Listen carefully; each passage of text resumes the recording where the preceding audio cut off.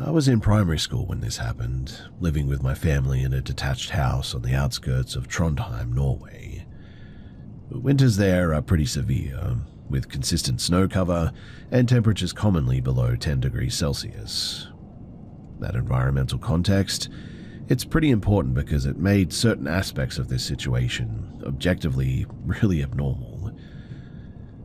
So at the time I was 9 years old, and on that evening I was in the bathroom with my older sister while she trimmed our dog's nails. My father was in the living room and my younger brother, who was a toddler, was moving between rooms as he usually did. The house was otherwise quiet though. The doorbell rang unexpectedly that day. As a child, I had a habit of running to answer the door before adults could even get there. There was no instruction from my parents to do this. It was just simply something that I did impulsively as a kid. And so I left the bathroom and went directly to the front entrance. When I opened the door, I saw a girl standing on the step.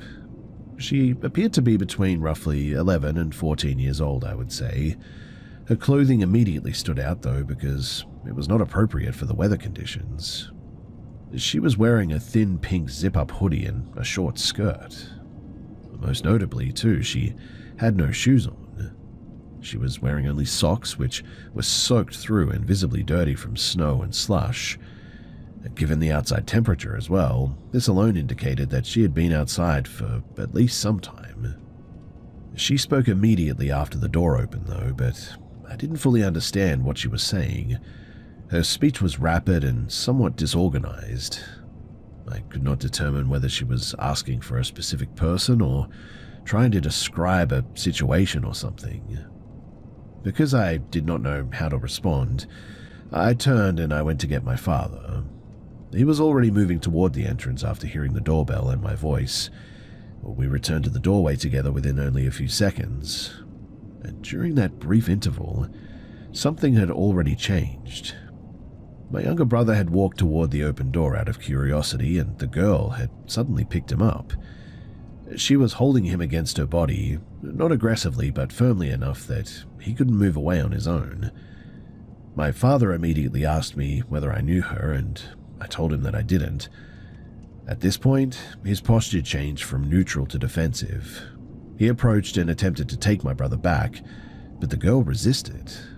She didn't strike or push or anything, but she tightened her hold and turned her body away from him, as if preparing to leave while carrying my brother.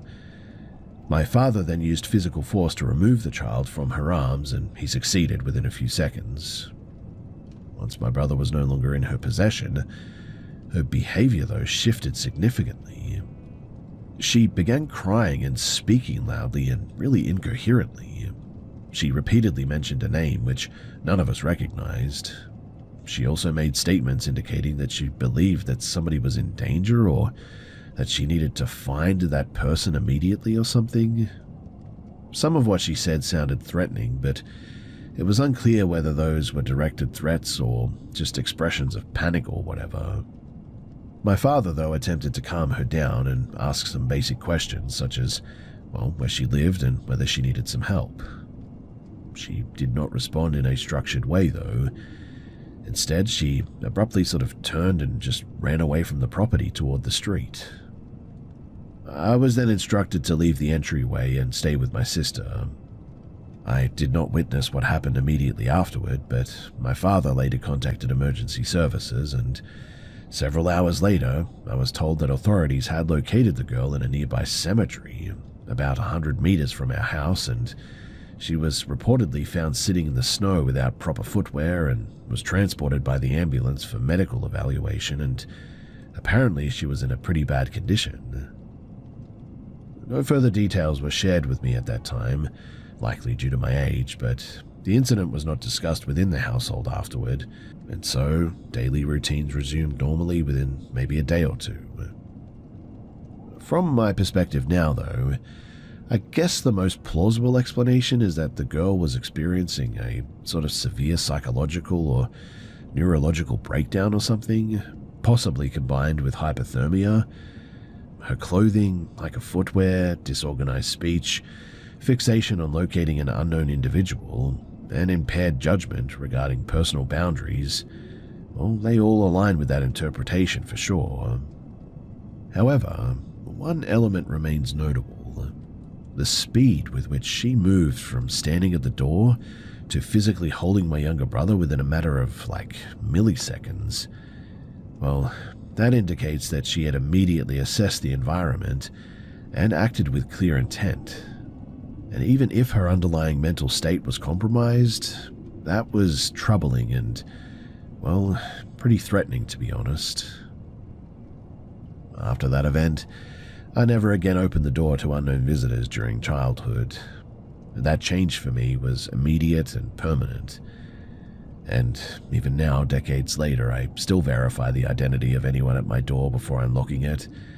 And so, in all the places that I've stayed at or lived in, I insist that I install a peephole, at the very least.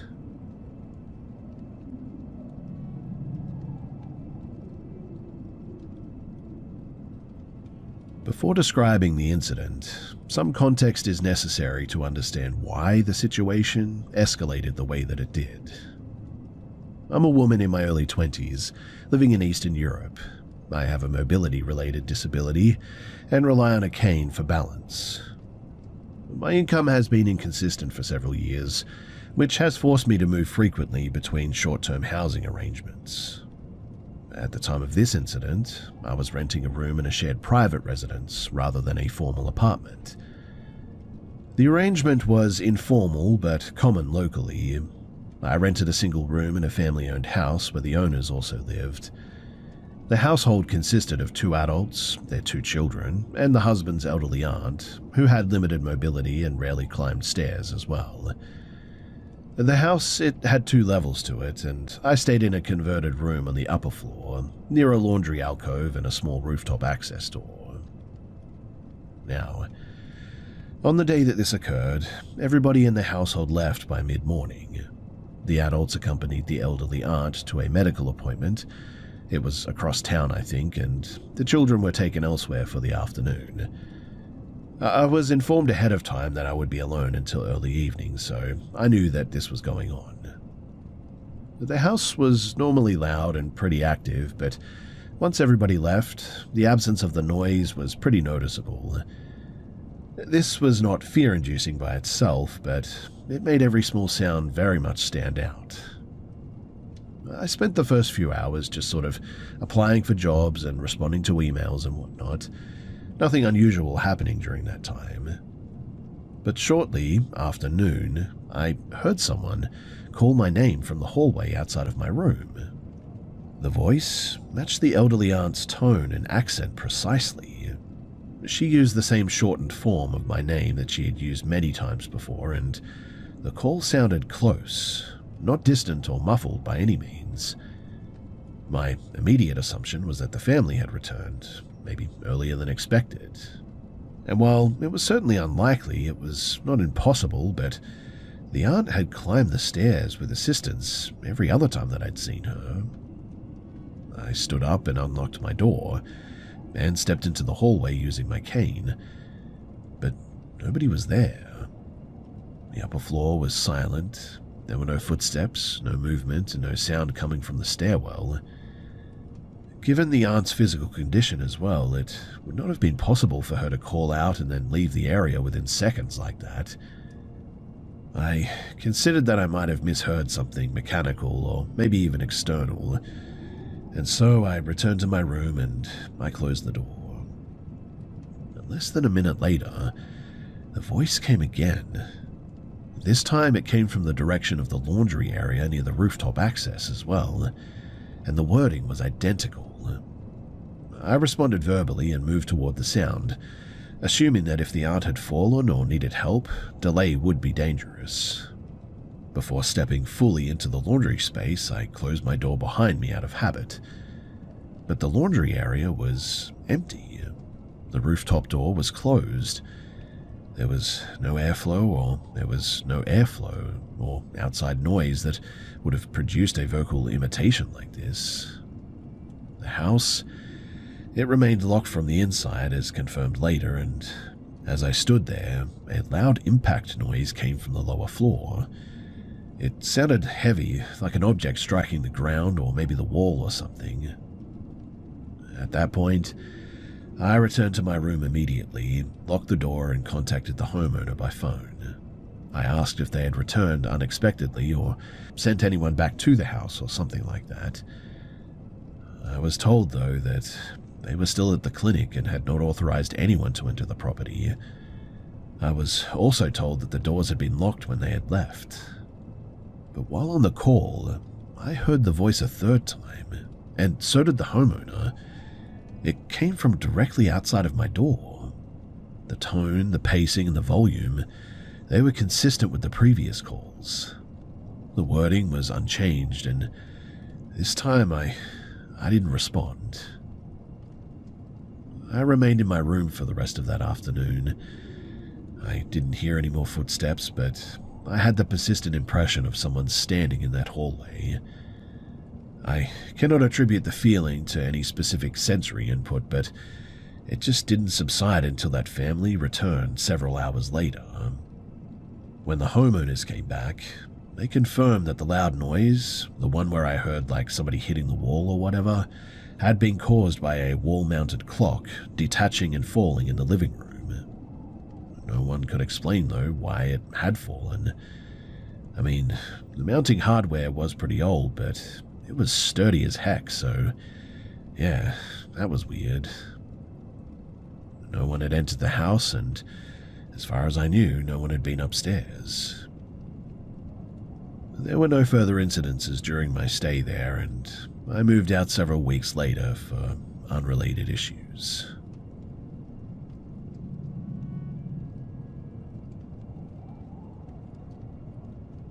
In 2011, I was employed as a post-incident structural assessor, working alongside municipal emergency services in northern England. My role was not firefighting itself, but just sort of evaluating fire-damaged buildings for safety, origin indicators, and structural failure risks once suppression operations ended. Now, one night in late October, a large industrial fire broke out in a former textile complex near the edge of the city. The site consisted of 5 interconnected brick and timber warehouse buildings constructed between 1890 and 1915. They had been repurposed over the decades for storage and light manufacturing. Due to the outdated maintenance practices, many of the interior floors had been treated for years with petroleum-based sealants. And once ignition occurred, well, the fire spread rapidly through the wooden floor system. The alarm came in shortly after 1:30 in the morning. The fire crews worked until dawn, and the 2 structures were completely lost.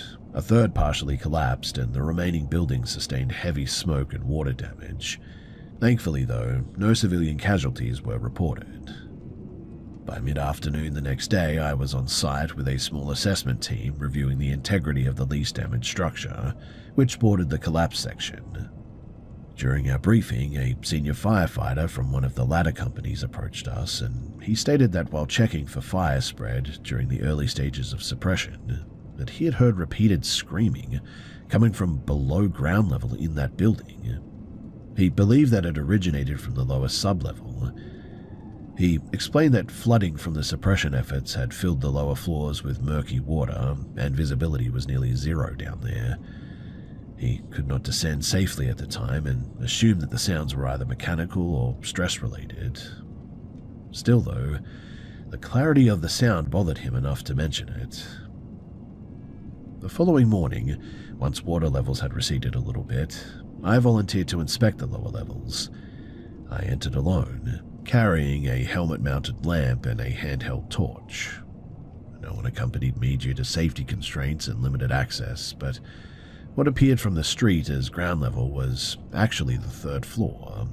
Below it were 2 more sublevels and a basement, connected by a narrow enclosed stairwell.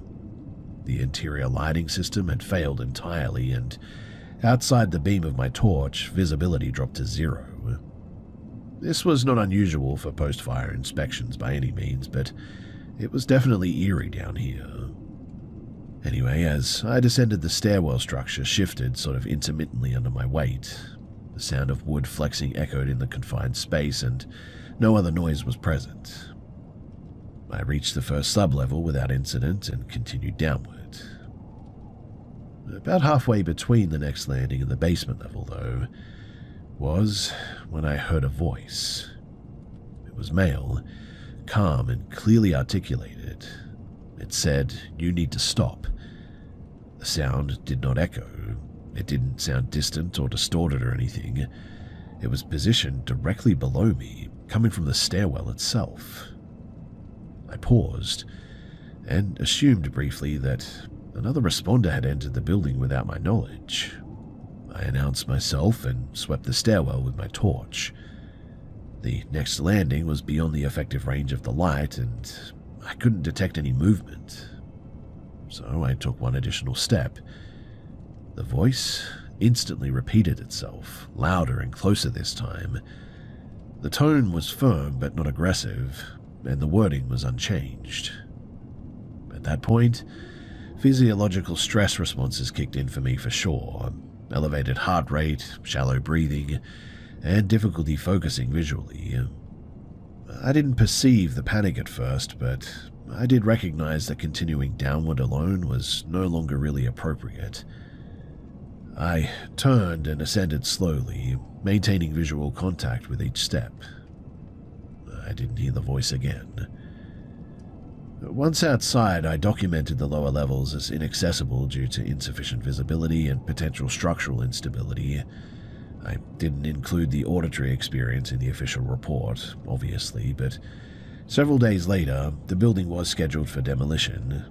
Prior to the teardown, a search team conducted a full sweep of the basement using thermal imaging, even some cadaver dogs, and manual inspection as well, but nothing was found and no human remains were there. No evidence of unauthorized entry was identified either. There were no recorded missing persons associated with the site, and I have reviewed that incident many times since then. Maybe I was just tired and stressed. I mean, I had been at the job for some time by that point. But what remains difficult to reconcile is the clarity of the voice, and the way that it responded directly to my movement even, and also the fact that, while I personally did not hear any screams, I had a colleague who said that he did. I don't know. I really don't know what to make of the experience, and the whole place got torn down in the end, so I didn't really get a chance to go back and, well, take a look around.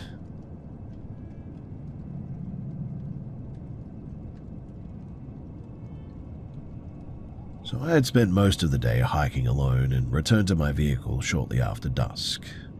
Light rain had started and visibility dropped quickly once the sun went down, but by the time that I reached the road it was fully dark, and the tree cover made it even darker still. I am pretty familiar with wildlife in this region that I live in, and over the years I've encountered wild boar, foxes, feral dogs, deer, and once a lynx at a distance. I'm not trained in zoology or anything, but I've spent enough time outdoors to distinguish between animals behaving normally and something being wrong. Now, as I pulled out onto the road, I noticed headlights approaching from the right. The road surface is uneven and badly maintained there, so I hesitated to pull out quickly in case it was a ranger or forestry vehicle or something. A pickup truck passed in front of me, and it was a newer model, red, local plates. I followed behind at a safe distance, relieved that whoever was driving knew the road and wasn't crawling along. But about a mile ahead, after a shallow incline that levels out near a bend, the truck's brake lights sort of flashed once and then again, and then it slowed to a full stop. I stopped behind it, assuming that there was an animal on the road or debris from the storm or something. On the right shoulder, something was moving. At first glance, it looked like a person sort of bent forward, swaying slightly. The movement wasn't consistent with wind or an animal walking on four legs. The driver in the truck leaned toward his window, likely trying to see better. And what happened next was sudden and aggressive. A long object, possibly a stick or a pole or something, was swung hard into the side of the truck. I heard the impact clearly. The object struck the door and the side mirror area, and the truck immediately accelerated, fishtailing briefly on the uneven surface before regaining control and disappearing around the bend. At that point, I turned on my high beams. The figure, it was still there, but now closer to the road. It stood roughly chest height to the window of my car if upright, but its posture was hunched forward. It moved by shifting its weight rapidly, almost bouncing in place. This was no animal. I could see that it was wearing something bulky and sort of irregular over its upper body.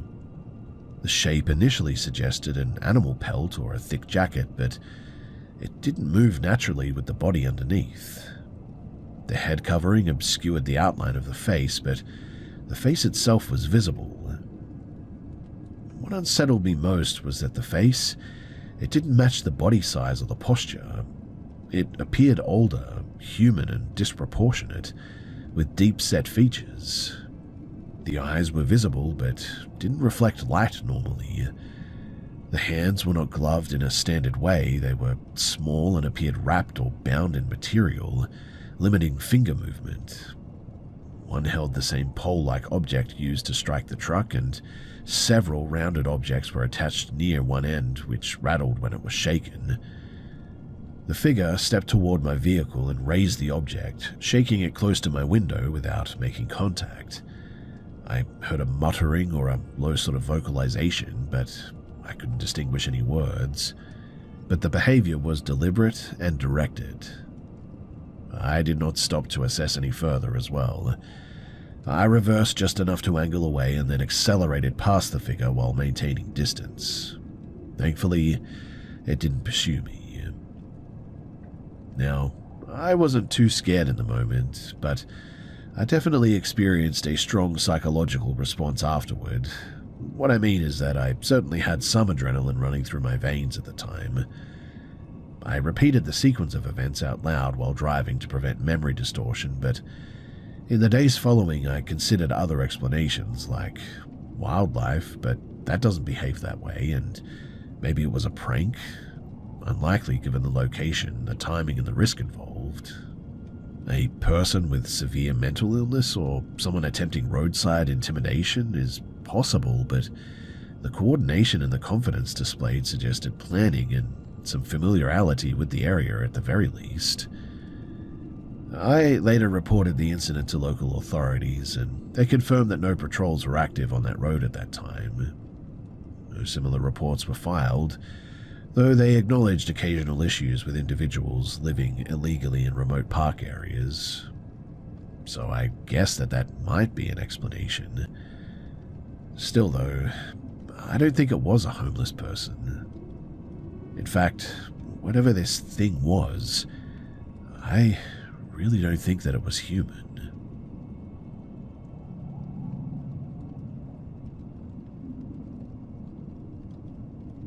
The house that this took place in was built in the 1980s and had been rented by my family for several years without any previous issues.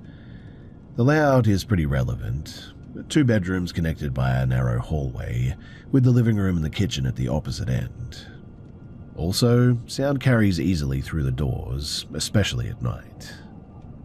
Now, my father worked night shifts at the time, and on weekdays it was pretty common for my mother and me to stay up later than usual, watching television quietly to avoid disturbing the neighbors. On this particular night, we were watching a serialized crime drama or something like that. We checked the time before turning it off. It was shortly after 12:40 in the morning, and I went to my bedroom first. My son was already asleep against the wall, and our dog, a mixed breed, medium-sized male named Koda, was lying near the foot of the bed at this point. I tried to move slowly to avoid waking either of them. I lay down on my side and pulled the blanket over my legs, and I closed my eyes. I wasn't fully asleep when I heard my door open, and what caught my attention immediately was the voice. I heard my mother calling my name, urgently from close range. The way that she was speaking to me suggested that something was wrong, and before I could respond verbally, I felt pressure on my upper arm, followed by a pull strong enough to shift my torso upward. The movement was abrupt and not gradual. I sat up instinctively and opened my eyes. But the room was unchanged. The door was closed and nobody was standing near the bed. Coda was no longer lying down. He was upright, body stiff, facing the door, producing a low, continuous growl. He didn't bark or move forward. He remained fixed in place, watching the door as if tracking something stationary. I stayed seated for several minutes, waiting for my mother to call again or enter the room, but nothing happened. Eventually, the dog settled, though he remained alert longer than usual. I didn't wake my son, and I didn't mention the incident the next morning either. I assumed it was a partial dream or maybe a stress response. The following night, the circumstances repeated in a way that made that explanation less convincing, though. So again, my father was working and my mother and I stayed up late, later than the night before, watching television until about 2 a.m. This time my son was sleeping in his own room, only the dog was with me, and I lay down facing the mattress, hands near my head. Coda was asleep near the headboard, and I remember consciously noting just how quiet the house felt. Less than 10 seconds after closing my eyes, though, I heard movement at the door. The door opened inward, and I heard my mother calling my sister's name and not mine. Her voice sounded close, as if she was standing beside the bed, and as she spoke, the voice changed. The words became distorted in pitch and pacing, as if several recordings were overlapping slightly out of sync. I felt the blanket being pulled downward. Then something took hold of my foot and lifted it several inches off the mattress. The grip was firm and localized around my ankle. I did not move immediately.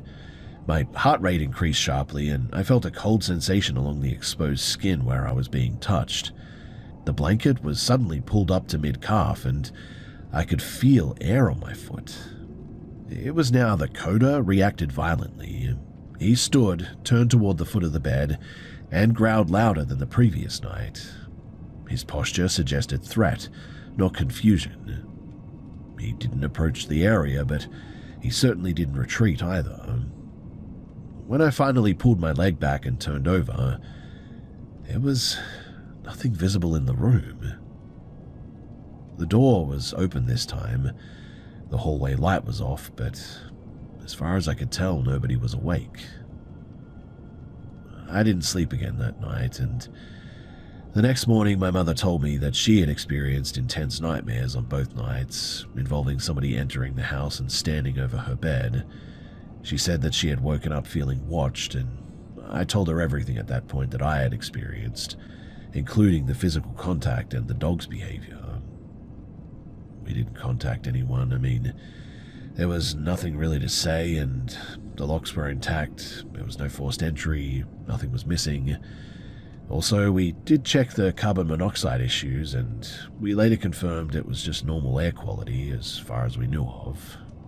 But after this, we adjusted our routines. Bedroom doors were locked at night, lights were left on in the hallway, and eventually, thankfully, the incidents stopped.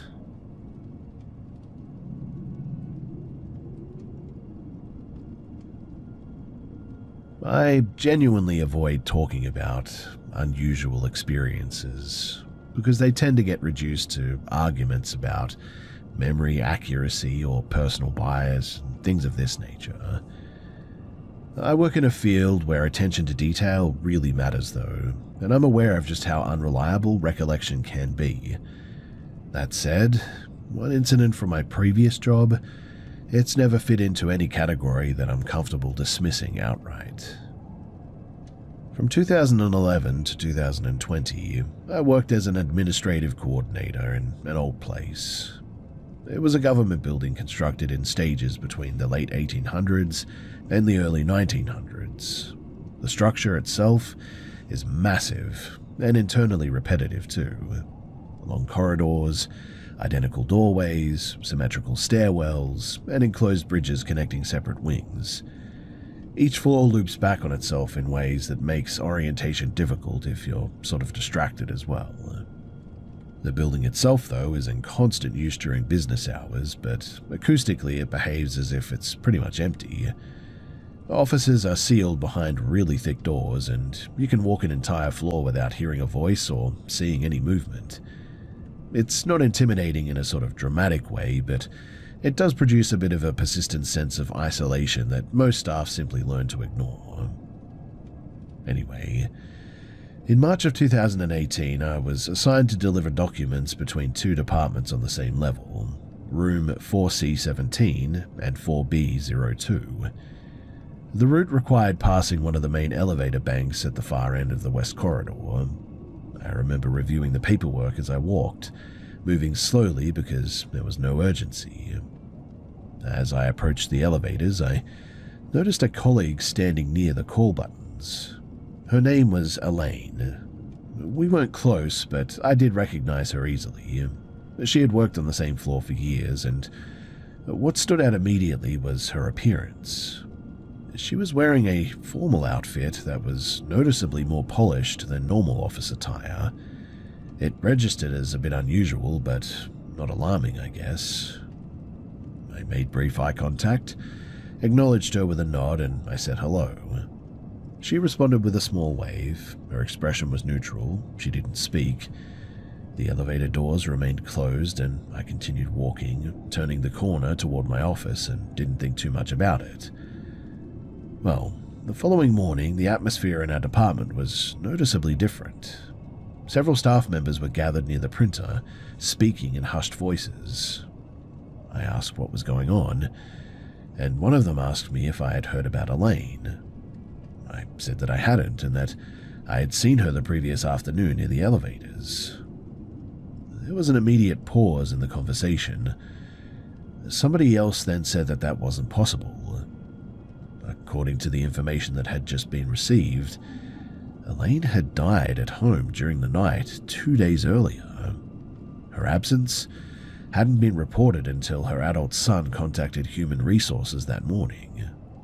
I repeated what I had seen, though, assuming that there was some sort of a misunderstanding about the timing. The dates were checked, the timelines didn't change, and Elaine had not been in the building on the day that I had claimed to have seen her. She had already been deceased for over 24 hours by that point. I stopped discussing it, and I returned to my desk. Nobody accused me of lying, but it was clear that my account made people feel uncomfortable. I reviewed my schedule, my email timestamps, and the delivery log. I was in that corridor at the time that I remembered. There was no evidence that I was mistaken about the day either, and there were no security alerts and no unusual access records, no CCTV covering this section of the hall due to a long-standing camera outage in that area. Facilities, they confirmed that the elevators had been operational but logged no riders at that moment. After that, though, I became much more aware of just how often staff reported brief sightings, misplaced assumptions about who was present, or moments where people believed that they had passed someone who had later turned out to be absent or on leave that day. These incidents were always treated as just coincidence for the most part. I eventually left that job, and I don't describe the experience as supernatural, but I also don't categorize it as just benign either.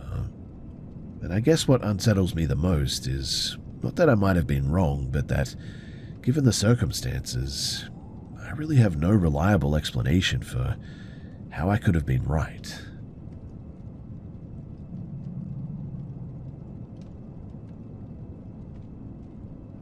This took place in October of 2023 in a single-story rental house.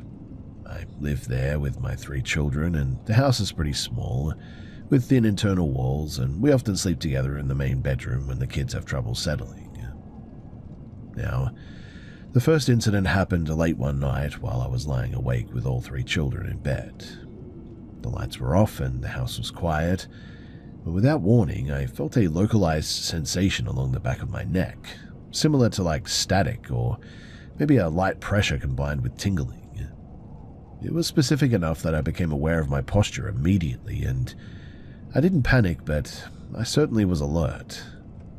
I shifted slightly, and then eventually I just sort of fell asleep. My sleep that night was pretty fragmented. Several times I became aware of movement sounds in the house, footsteps or weight shifting, without being fully awake. At about 3:30 in the morning, I woke to a strong smell, though, that I associated with food heating on a stove, possibly oil or maybe meat. The smell was concentrated and didn't resemble anything else in the house. I stayed in bed for several minutes, trying to determine whether the stove could have been left on or something. Eventually, the smell was strong enough that I got up to go and check, and the kitchen was cold. No burners were on. There was no residue or lingering odor elsewhere in the house, and I eventually returned to bed. Shortly after lying down again, I heard what sounded like a bedroom door closing with force, though. My son's room door was open when I had went to bed, and he was asleep beside me at the time. I checked the hallway, and all the doors were in their original positions. At that point, I assumed that I must have experienced like a partial dream state, and I didn't think too much about it again. Several days later, a second event occurred, though, when I was fully awake. So it was around 6 in the morning, and all 3 children were in bed with me. We were not asleep, and I heard the clear sound of one of the children climbing out of bed and running toward the bathroom. The sound was distinct enough that I turned immediately to see which child had moved, but all 3 were still beside me. At the same moment, my 4-year-old daughter sat upright and said that she had seen someone standing next to the bed watching us. She described the figure as a smaller version of herself and said that it ran away when she tried to reach it. I didn't prompt her or ask any leading questions, but when I asked what the person looked like, she repeated that it looked like me. I didn't pursue the conversation any further, and I didn't introduce any explanations to her. I assumed imagination or maybe a dream crossover. However, over the next 2 evenings, my daughter independently mentioned the same figure again. She said that it tried to talk to her while she was sleeping and attempted to get into bed with her as well. She pointed to the area near my pillow when asked where it stood. The final incident, though, happened the following afternoon. We left the house for errands for just under 2 hours, and when we returned, the central heater was set significantly higher than normal. None of the children could reach the controls, and I had not adjusted it before we left, so the system itself showed no fault codes or power interruptions or anything either.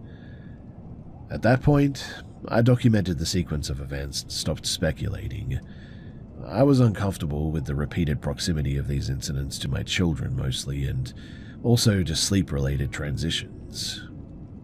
Also, I have since ruled out gas leaks, carbon monoxide, electrical faults, and heating system malfunctions.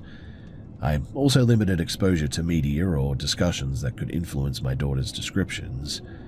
The report stopped without any intervention approximately 2 weeks later, and I haven't heard anything since then.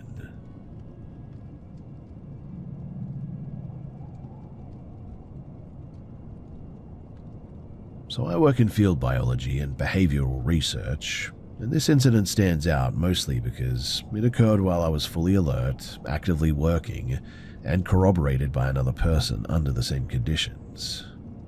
So I was supervising a short-term nocturnal observation project involving a population of some mammals that exhibit peak activity after midnight.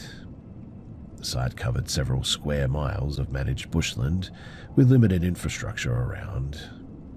Aside from perimeter fencing and animal enclosures, there was a single service building used by staff for storage, data entry, and emergency shelter as well.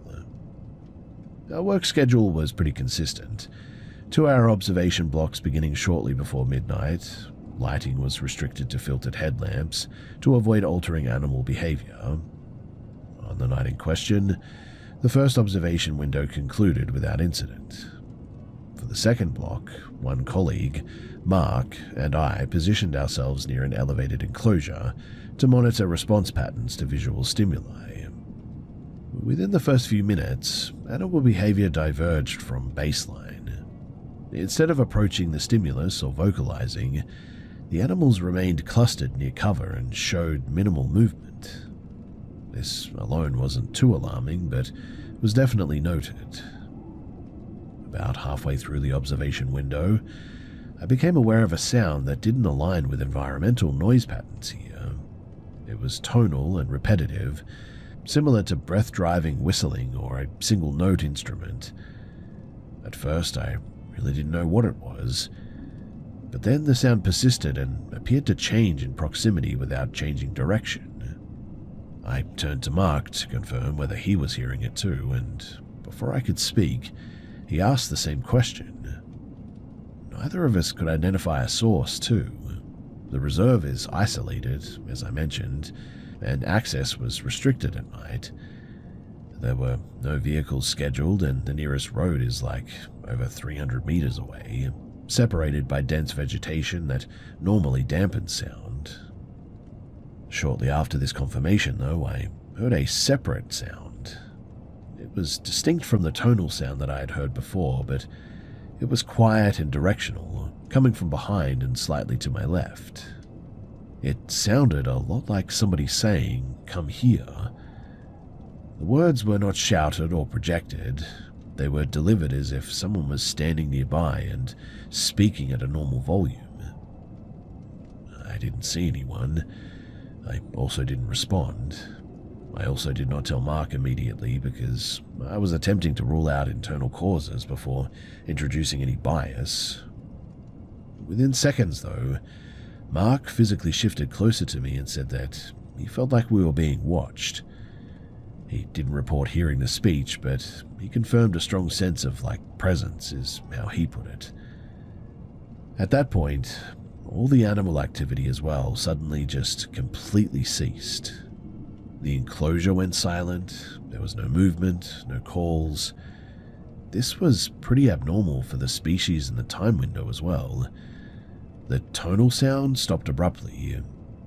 We terminated the observation early and returned to the service building without discussion. Once inside, normal ambient noise resumed, and when I told Mark about the whispered phrase, he didn't dismiss it, but also didn't speculate. We documented the interruption as just an anomalous environmental event and reported it to the site management. We eventually did our due diligence as well, and no equipment malfunction was identified, no unauthorized access was recorded. Subsequent nights produced no similar events, and the animal behavior returned to baseline. And so I still have not drawn any conclusions about what exactly I think caused those sounds.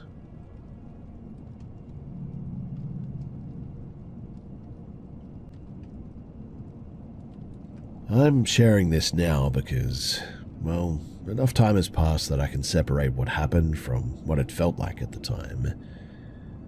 So in late 2016, my family moved into a weatherboard farmhouse. The property sat on a rise several kilometers from town, surrounded by unmanaged scrub and some farmland. There were no adjacent houses within sight or hearing distance too. The building itself was dated to the early 1900s, though records were pretty vague. We later learned that it had been vacant for several years before we leased it. From the first week, the house felt difficult to settle into as well. Not frightening, but just sort of unsettling, I guess. Conversations tended to stop without obvious reason. Sleeping patterns were pretty inconsistent across the household. At the time, we attributed this to relocation stress and the isolation too.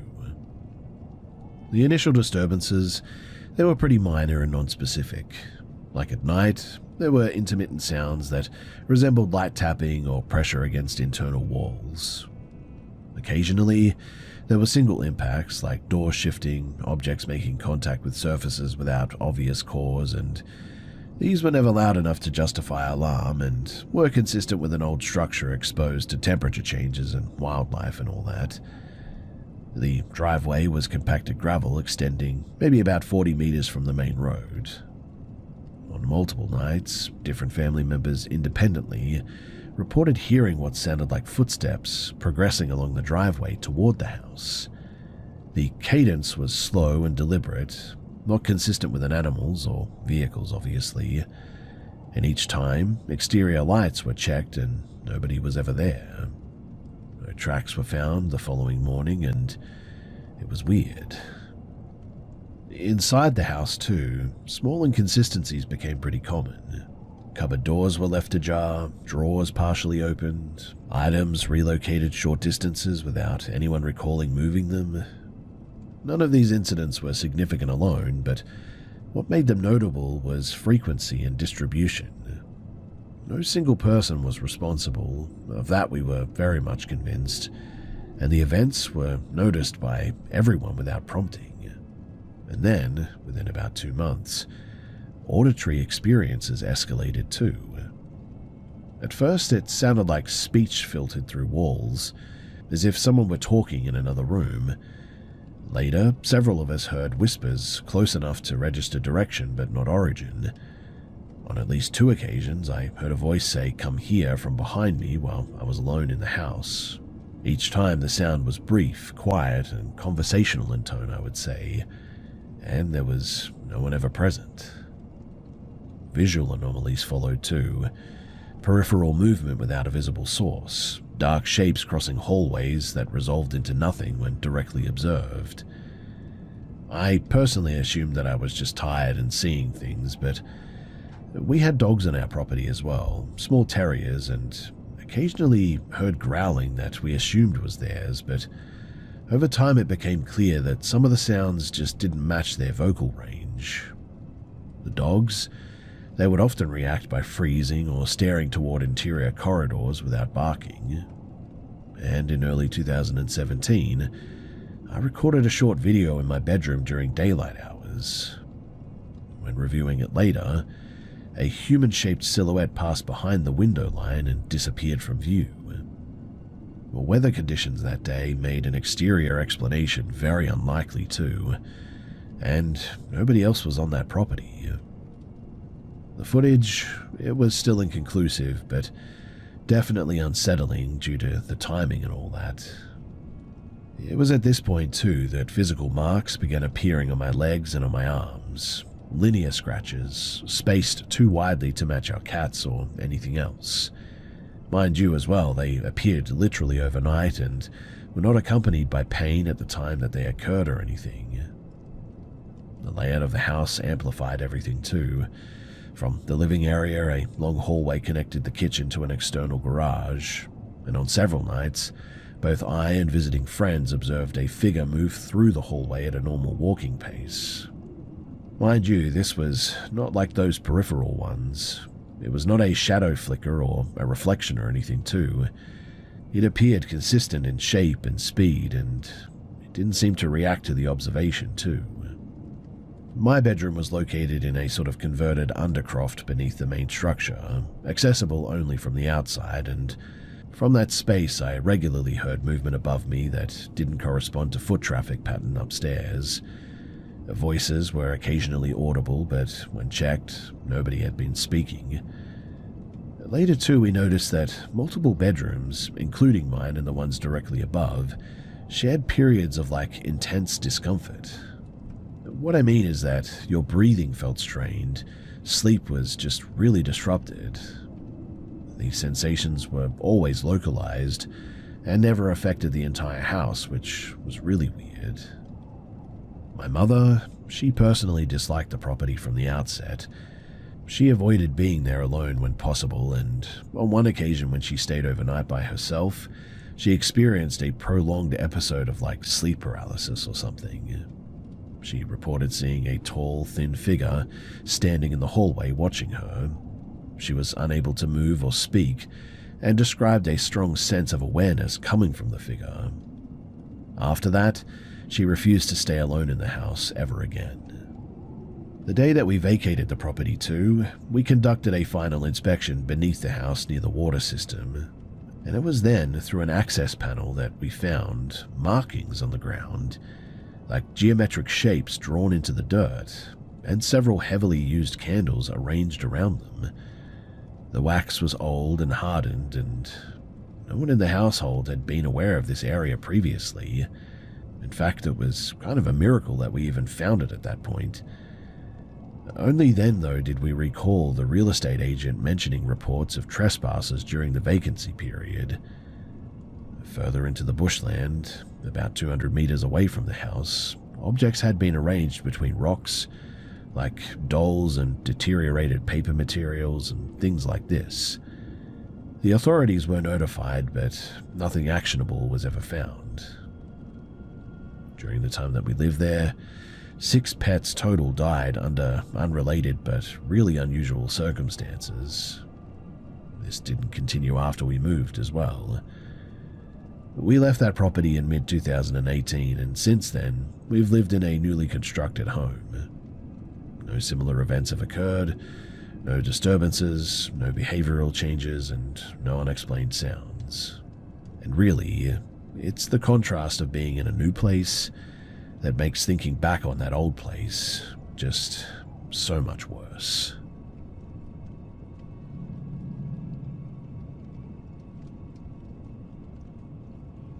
I personally didn't hear this story until years after it happened, and by then the details had settled into something that he could recount without emotion. And I think that that's what made it so much more unsettling. He wasn't trying to convince me of anything. He was explaining something that had never fit into the rest of his life. So, in 2011, when he was 16, my parents sent him to stay with some extended family, partly to remove him from escalating local violence and partly because he had already started drinking heavily. He lived with our grandmother in a small concrete house on the edge of town. There were no nearby neighbors and no real separation between sleeping areas, just sort of doors and thin walls. According to him, most nights followed the same pattern. He would come home late, intoxicated, and pass out fully clothed. But one night in particular stands out because he's almost got no memory of returning home at all. The first thing that he recalls is lying on his bed and noticing that the room felt wrong, quiet in a way that didn't match the house. He thought that he had heard the door open and close, and when he tried to sit up, he became really disoriented and assumed the alcohol had hit him harder than usual. He attempted to stand, but the sensation under him didn't match the expected movement. He later described it as realizing that the bed wasn't supported the way that it should have been. At that point, he noticed something in his peripheral vision too. When he turned his head, he reported seeing a large figure occupying the space near the foot of the bed. He described it in physical terms, height, mass, and color, but when pressed later, he admitted that the details were hard to separate from the panic. What mattered to him, though, was the scale. It didn't make sense relative to the room. He didn't initially realize that he was shouting, but he became aware of it only when our grandmother entered the room. She was physically small and elderly, but he remembers her voice cutting through everything else, and she spoke directly toward the space where he perceived the figure and ordered this thing, whatever it was, to leave. He says the moment that she did, the pressure in the room changed, and whatever he had been focusing on was no longer there anymore. Only then did he realize that the bed had lowered back into place, and when he tried to get up, she stopped him and instructed him to stay still. She sat beside him and began reciting prayers aloud. He doesn't remember falling asleep and only waking up late the next morning feeling physically exhausted and unusually calm. That incident, though, wasn't the only one, because several weeks later, he woke up with the sensation of being pulled by his ankles. This time he described being partially conscious, aware of the room layout, but unable to move normally. He believed that something was dragging him toward the doorway. Near the doorframe was a small wooden cross that had been hanging there for years, and he reached out, grabbed it, and held it up in desperation. And he says that the sensation stopped abruptly. He became fully aware again on the floor just outside of his bedroom, and at the time he assumed that it had been a dream until somebody else mentioned it, because a family friend who had been sleeping in the adjacent room that night, when I later spoke to him, he described waking up and being unable to move while watching my brother being pulled across the floor. He said that he tried to shout but couldn't, and he remembers mentally urging him to grab the cross, but my brother says that he never heard him. Over time, though, his night disturbances decreased and he stopped drinking as heavily. He stopped talking about reoccurring dreams involving threatening figures, something that he admitted had been common throughout his childhood. We don't really discuss it now anymore either, not because it frightens him or me or anything, but because there is nothing really useful to add to what we've spoken about over the years. And honestly, if it wasn't for the testimony of that friend, I would probably think of this as just severe alcohol-induced sleep paralysis or something. It's the fact that at least 2 people remember being awake, aware, and one was unable to intervene while the other was, and the fact that I also confirmed them as witnesses to these things, that has always made me think that there was something more to this.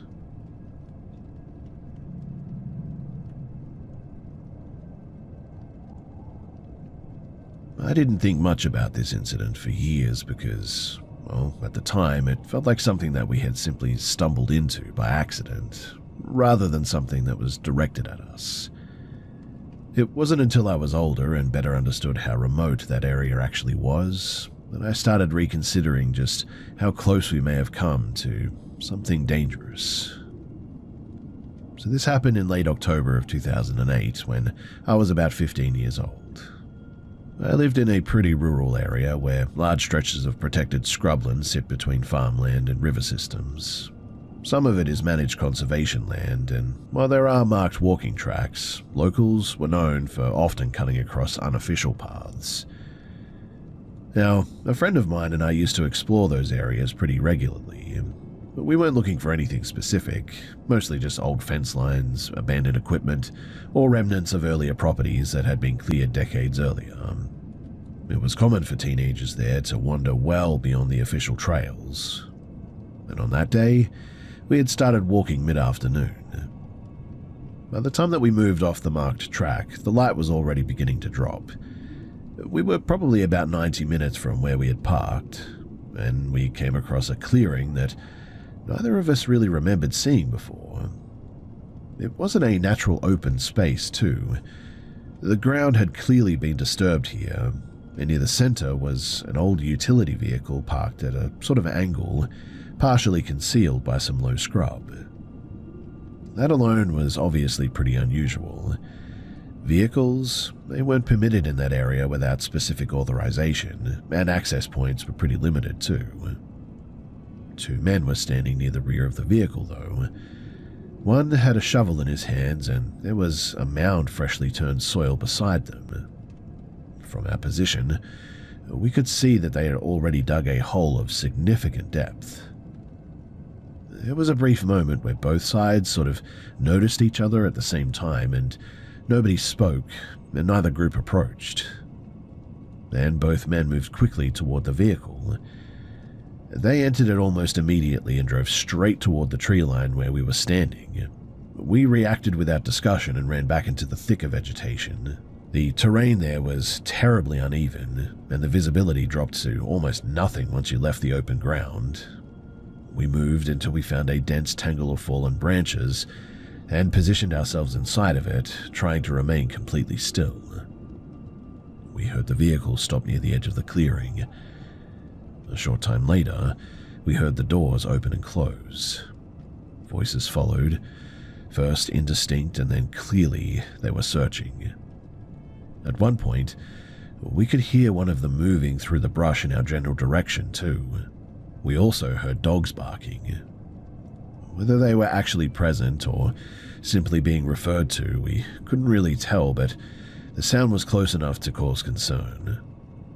One of the men shouted that he could hear movement as well, and we literally stopped breathing normally and we just tried to remain as silent as we could. We didn't move for several minutes, even after the sound shifted further away. Eventually, the engine started again and we listened until the vehicle noise faded completely.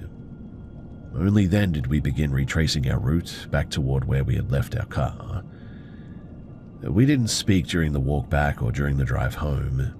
The primary concern at that point wasn't what they had been doing, but it was whether they had seen enough of us to identify us for something later. At the time, we speculated about possibilities in very simplistic terms. The most obvious assumption was that they were disposing of something that they didn't want discovered. As I got older, though, I realized that there were multiple more plausible explanations, like illegal dumping, concealed storage, or even some unauthorized excavation of materials out there. What remains difficult to rationalize, though, is their immediate reaction to our presence. They didn't attempt to explain what they were doing, or even try to tell us to leave or anything. Their response was immediate pursuit. Years later, when I reviewed maps of that conservation zone, I realized just how isolated that particular clearing was. It wasn't near any access roads, and the only way to reach it with a vehicle would have required prior knowledge of old service tracks no longer officially maintained. I still live in the same region. It's entirely possible that I have crossed paths with those men since then in ordinary public settings without recognizing them. But what continues to stand out to me isn't the digging itself, it's just how quickly the situation shifted from a silent encounter to active pursuit like that, and how certain they seemed that they needed to prevent us from staying there long enough to observe whatever they were doing.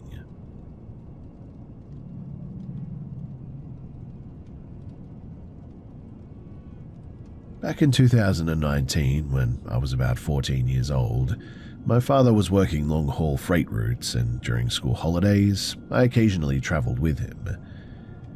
His runs were tightly scheduled, so when we stopped earlier in the day, it usually meant that he had reached his legal driving limit and had to remain parked overnight.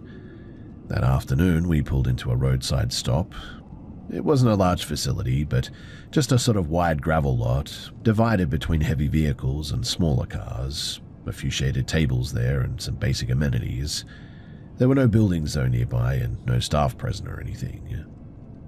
We arrived shortly after 4:30. The temperature was still pretty high, typical for that time of the year, and the first thing that I noticed after stepping out of the cab was an unusually strong odor. At the time, I assumed it was something related to the toilets or possibly spoiled food left in bins. It was unpleasant, but not something that immediately signaled anything specific. We parked facing the section designated for passenger vehicles. About 40 to 50 meters away, there was an older utility vehicle parked by itself. It appeared to have been there for some time. Dust had settled on it, and there was no sign of movement inside. We stayed inside the truck while my father completed his logbook and prepared his overnight paperwork.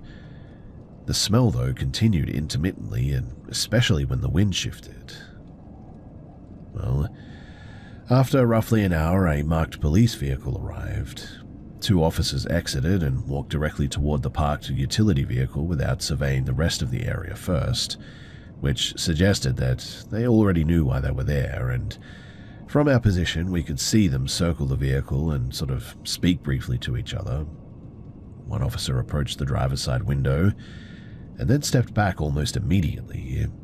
The other retrieved something from the patrol car that looked like gloves. They did not attempt to open the vehicle immediately, though.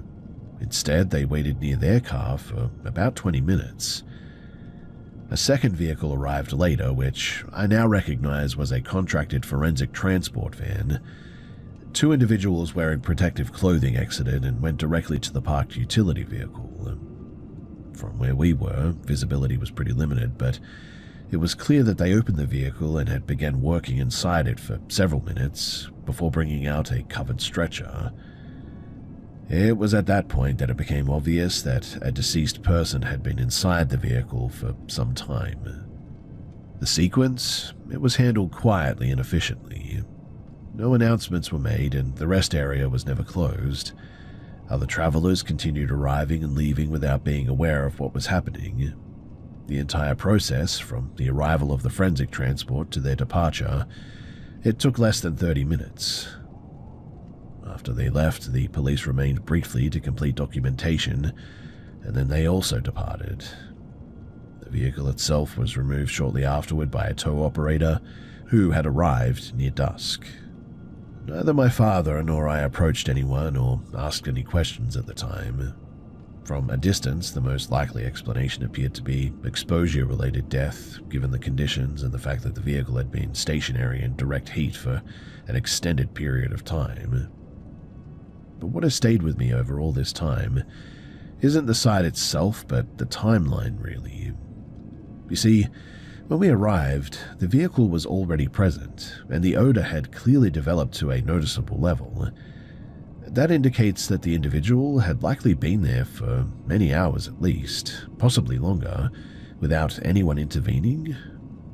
It also means that during the time that we were parked there, nearly 2 hours, multiple people passed through that rest area without recognizing what had even happened.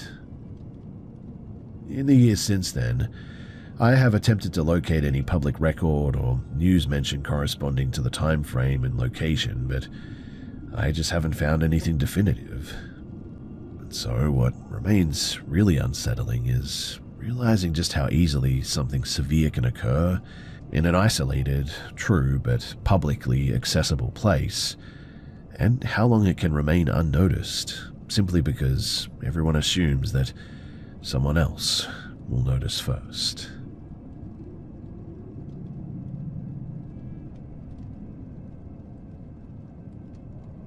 So I had been transporting an older neighbor home after she was discharged from a medical clinic following a bit of a minor injury. She lived alone, so I agreed to make sure that she got back safely and settled in. Her apartment, it was located on the far side of an industrial corridor in my city. The route required driving through an area that is sparsely populated at night, mostly warehouses, closed storefronts, and some low traffic volume after business hours. It's not considered high crime there by any means, but it does have a bit of a history of transient activity and occasional disturbances. Anyway, traffic conditions were pretty minimal. We encountered only a few vehicles during the entire drive back. About 5 minutes from her building, we stopped at a signalized intersection. The light cycle at this particular junction is pretty long as well, and we were stationary for what I probably estimate is about 45 seconds before the event began. So while waiting, I observed a pedestrian entering the crosswalk from the left side. His appearance did not initially suggest anything unusual. He was dressed in ordinary clothing, jeans, neutral-colored shirt, no visible signs of intoxication such as unsteady movement or anything. However, his behavior deviated from normal crossing patterns for sure. Instead of continuing across the road, he stopped directly in front of the vehicle and faced us. He maintained eye contact with the interior of the car rather than scanning for traffic or moving forward. My passenger spoke first, stating that she felt uncomfortable with the situation. That comment aligned with my own assessment too, that his actions were atypical for someone simply crossing the street like that. The individual, though, then began gesturing aggressively, pointing repeatedly toward the windshield and moving his arms in really abrupt motions. Although we could not hear him due to the closed windows and the radio being on, his mouth movement indicated that he was speaking loudly or shouting and was being aggressive. This continued for about 10 to 15 seconds. At that stage, I shifted my foot toward the accelerator in preparation to leave if necessary, but I didn't move because the traffic signal remained red and I didn't want to create additional risk unless escalation occurred. But the escalation did occur, and very abruptly. Without warning, he moved from the front of the vehicle to the passenger side in a rapid sprint. His movement was coordinated and purposeful rather than erratic, and he reached the passenger door and attempted to open it immediately, pulling the handle multiple times in quick succession. Thankfully, the door was locked. But then, he struck the window with an open hand while leaning close enough to look directly inside of the vehicle. At that point, I evaluated the situation as a potential attempted entry rather than just random agitation, and so I proceeded through the red signal after confirming that there was no cross-traffic. The maneuver was controlled rather than evasive, but I executed without any delay. As we accelerated away, I observed the individual in the rearview mirror running along the roadway in our direction for several seconds before eventually stopping. He didn't pursue further once we gained that distance. We altered our route afterward, taking indirect streets to reach her residence, and once inside of her apartment, she was pretty freaked out, understandably so to be honest, shaking and difficulty settling. This was noticeable as well because she had remained relatively composed during the event itself. Personally, I documented the incident and later filed a non-emergency police report, primarily just to establish a record since the individual's actions constituted attempted forced entry into a vehicle at an intersection, mind you. And while I have not seen this guy again and there was no follow-up communication regarding the report, and while the incident itself was brief, I would say less than a minute in total duration, it demonstrated just how quickly a routine situation can change into a direct threat scenario like this, in what was really an otherwise ordinary setting.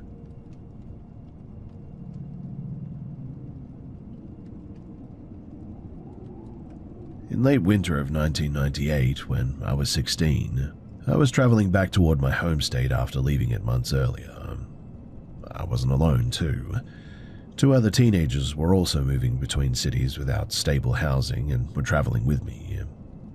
We had access to an older van and were driving long distances in short bursts, stopping wherever we could rest. On the evening in question, we had pulled into a small roadside rest area along a rural interstate in western Idaho. Snow conditionings were worsening and the visibility was deteriorating quickly. We stayed parked for roughly half an hour while we waited for the storm intensity to ease a little bit, and when we left, the snowfall had not improved very much. The roadway leading back to the interstate was partially obscured by accumulation and blowing snow. Within a few minutes of leaving the rest area, though, I noticed a figure standing along the shoulder ahead. As we approached, it became clear that it was an adult male holding a very young child. The child was dressed in winter clothing and didn't appear to have anything wrong with him. My immediate assumption was that this adult had experienced a vehicle breakdown or something and was attempting to get assistance. Now, given the weather conditions and the presence of a child, we decided to stop. The man entered the front passenger seat while holding the child on his lap, and he didn't ask permission before sitting down, nor did he introduce himself or provide any explanation about how he had even ended up there. He also didn't really seem to initially notice that two other teenagers, older ones, were seated behind him. Once he realized that they were present, though, his demeanor changed. He became visibly tense and began speaking rapidly and without clear structure.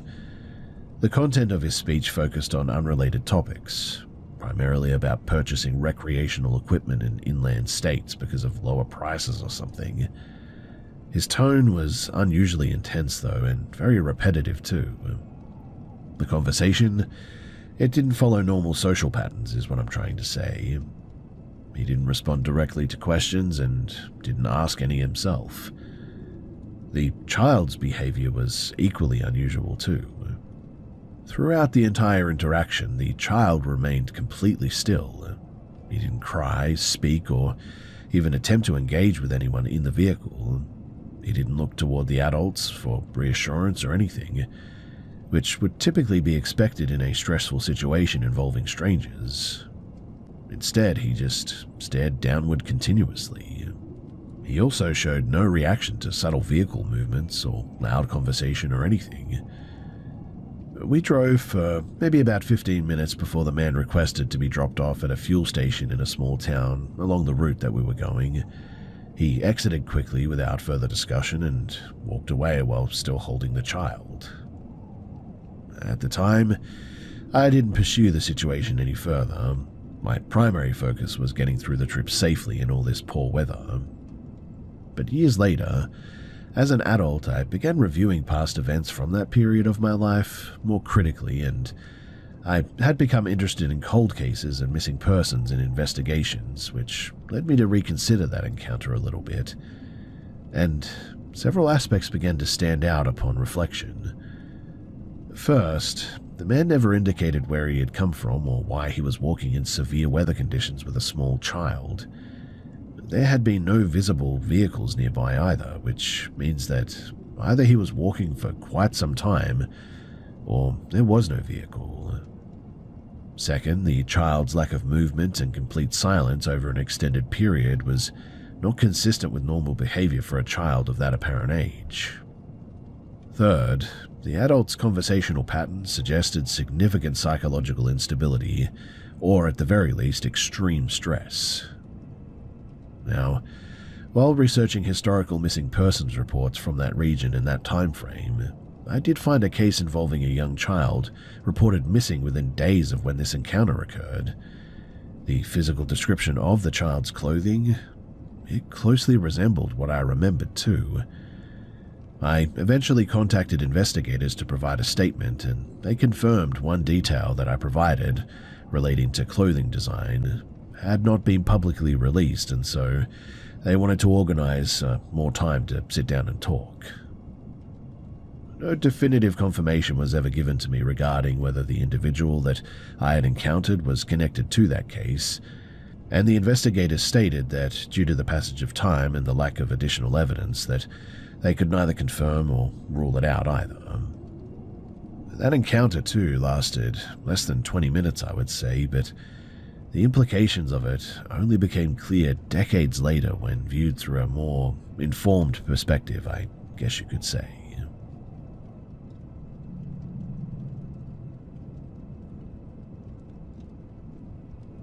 I wasn't really someone who worried about personal security before this happened. I had lived alone in a small upstairs unit of a 4-apartment building for several years without any prior incidents.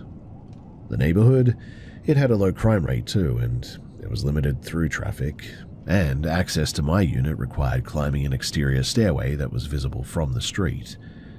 So, because of these factors, I had developed a bit of a routine assumption that opportunistic intrusions were very unlikely. Now, this took place in late autumn of 2024, so not that long ago.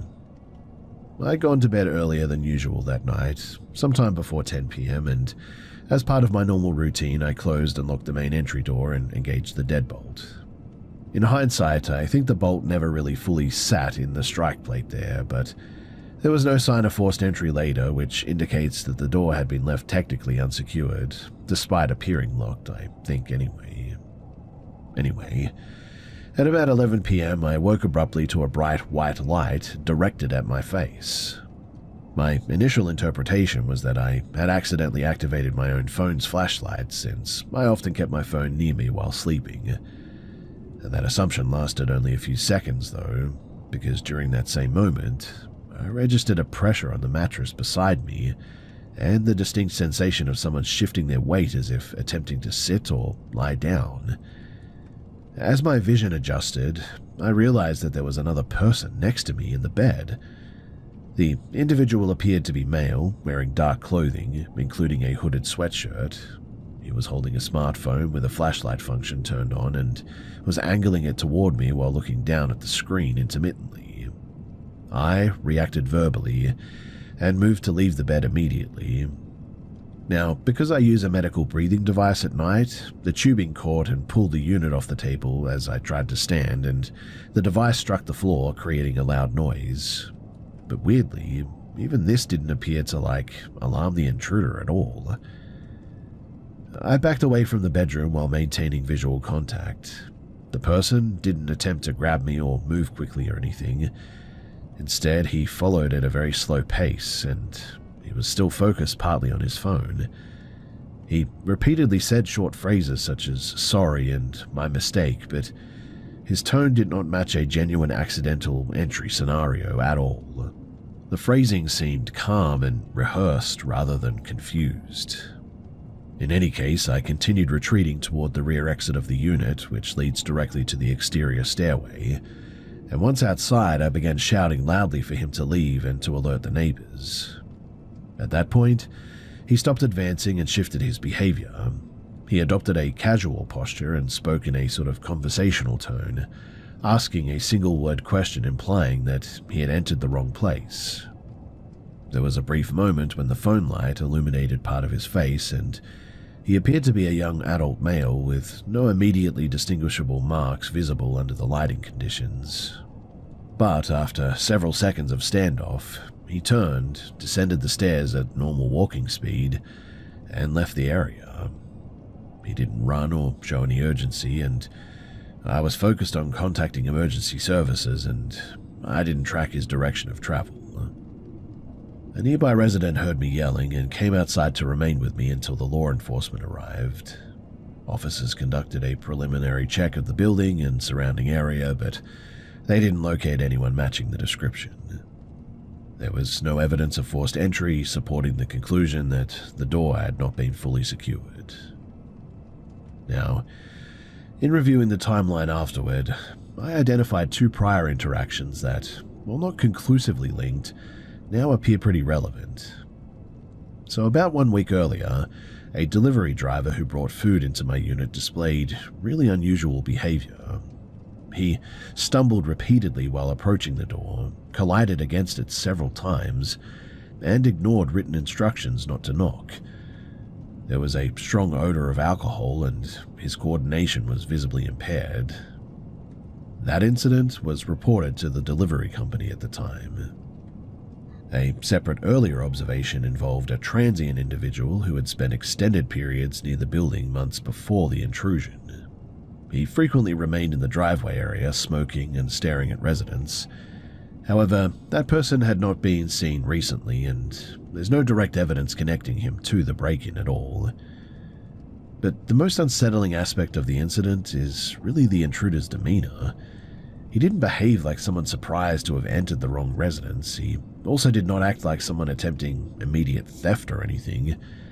His actions indicated deliberate entry, controlled movement, and a willingness to approach an occupied bed while the resident was asleep, to the point where this guy had laid down next to me. Unfortunately, no suspect was ever identified, and there were no further attempts to access the unit after additional security measures were installed, including reinforced locking hardware and a door frame plate and some surveillance cameras. Now, from an analytical standpoint, the most probable explanation is that the individual tested multiple doors in the area until finding one that was not fully secured. The behavior suggests opportunistic targeting rather than prior familiarity with the specific unit. But I will say that, even though I know all this, the event had a very psychological impact on me. Sleeping disruption persisted for several weeks after this. Hypervigilance remained elevated for months, and although daily functioning eventually returned to baseline, the incident definitely changed how I saw things and made me far more alert and aware of just how important safety precautions really are. The practical conclusion to all of this is pretty straightforward. The intrusion, it didn't require specialized skills, planning, or forced entry or anything. It occurred because I was complacent and I wasn't checking the doors correctly.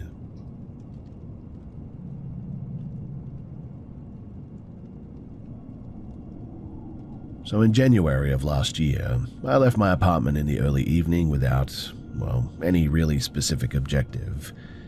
The purpose was really simply to just get out of the building after being indoors most of the day. I chose to drive to a second-hand retail store located at the far end of an aging commercial strip in a suburban area outside of Cleveland, Ohio. Most of the adjacent businesses in that complex had already closed for the day, and lighting in the parking lot was pretty limited. When I entered the lot, I noticed immediately that the section near the store entrance had no available spaces. I proceeded slowly down the first driving lane, and As I approached the end of that row, a white four-door sedan abruptly cut across two empty accessible parking spaces and moved directly into my path. I braked to avoid contact.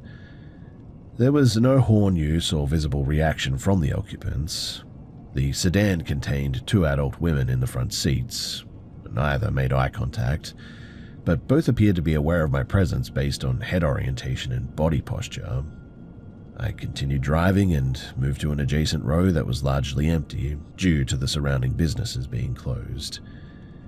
I parked near the middle of that open section, and after turning off my engine, I opened the driver's door and began preparing to exit. At that point, the same white sedan reappeared suddenly. It had circled the lot and had now positioned itself directly in front of my vehicle at a sort of shallow angle, partially obstructing the walking path between my car and the direction of the store entrance. I remained partially seated for several seconds under the pretense of adjusting my coat zipper. In reality, though, I was observing the occupants. They didn't speak or gesture toward me, but they also didn't resume normal behavior as well. The car remained idling and stationary. The sedan then moved forward approximately maybe a car's length, but still stayed positioned in a way that limited a direct walking route toward the store. And it was at that moment that I heard footsteps from behind me, which was unexpected because the area behind my vehicle bordered a tree line with accumulated snowbanks.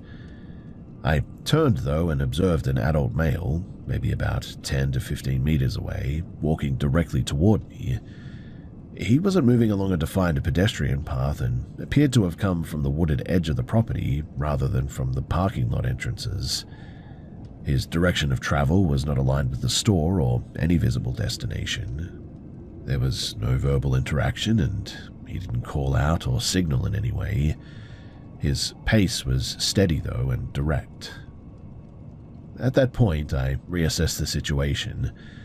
There was no reason that I needed to enter that store, and remaining outside the vehicle would have required walking between the sedan and the approaching individual. So I immediately re-entered my car, locked the doors, started the engine, and exited the parking lot without delay.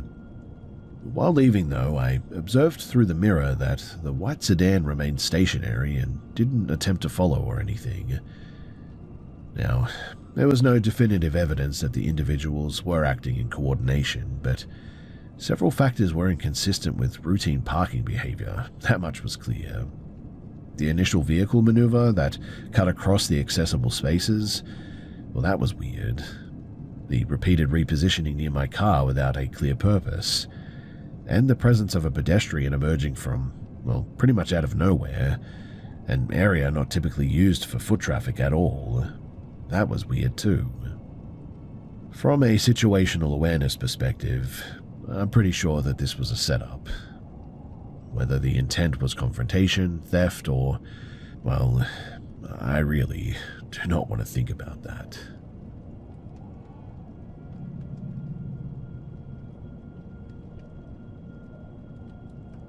So I lived on this property between mid-2003 and early 2006. My mother had separated from my father and had moved us into my grandfather's rural property. It was a working horse property with several paddocks, outbuildings, and two older story houses that had been modified over time rather than built as a single plan. When we moved in, the bedroom allocation was not random too.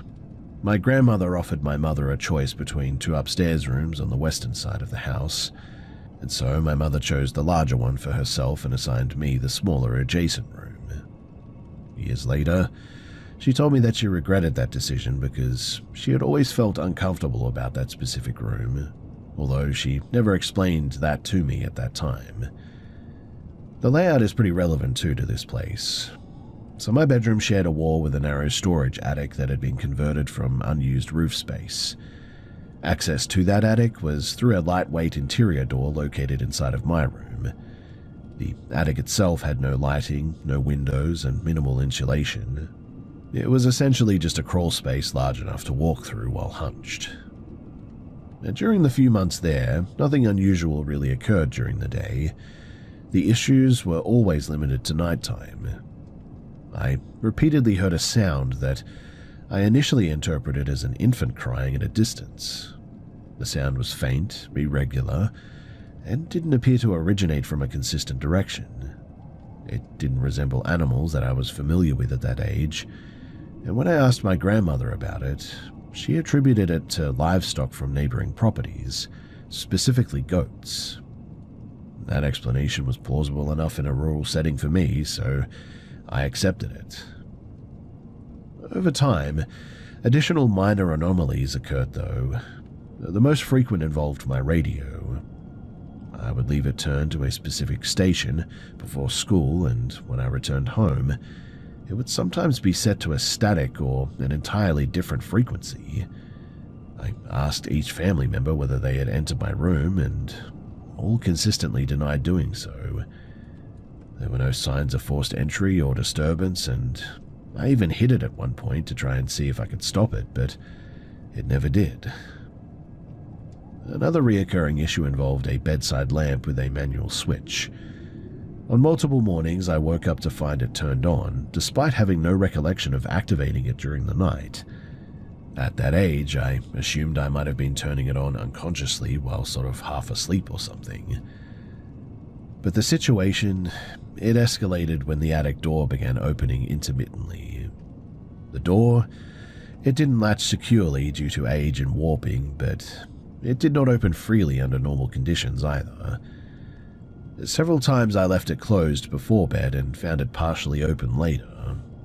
This created enough anxiety that my grandfather eventually installed a simple sliding latch on my side of the door to keep it secured.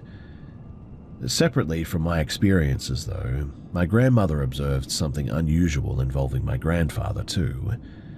One morning she saw him walking across a pasture carrying a water bucket while appearing to converse with someone beside him.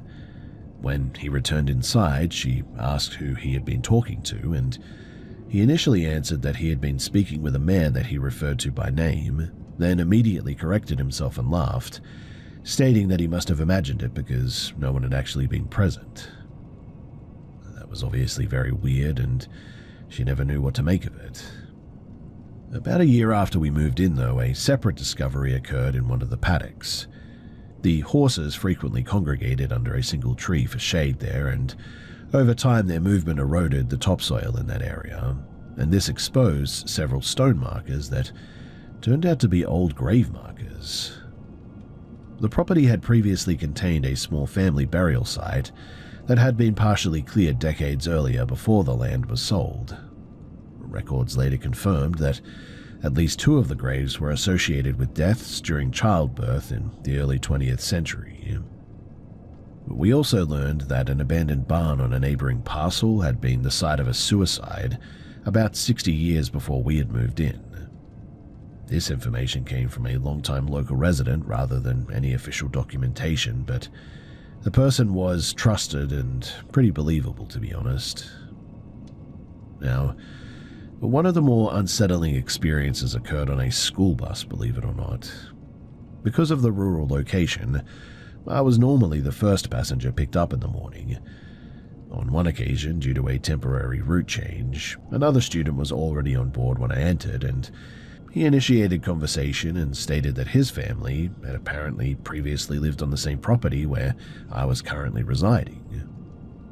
After discussing the property briefly, he asked which bedroom that I occupied, and when I described its location, he paused and then asked whether anything unusual happened there at night. At that age, I did not provide any details, but his question made it clear that he associated that specific room with something noteworthy. In any case,